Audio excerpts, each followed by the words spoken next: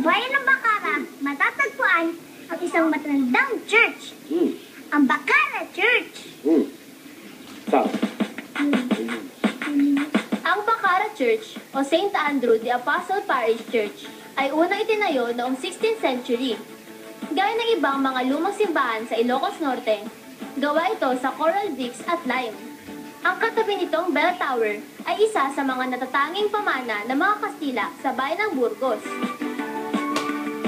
Ito ang Bacara Bell Tower.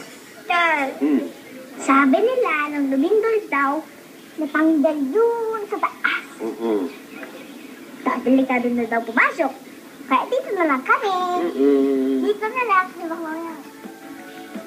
Itinayo noong 1828. Ang Bacara Bell Tower ay may taas na 50 meters.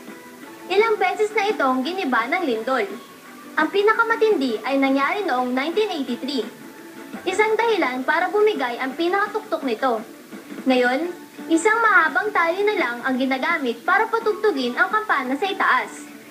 Ang Bacara Bell Tower ay naging National Cultural Treasure noong 1973.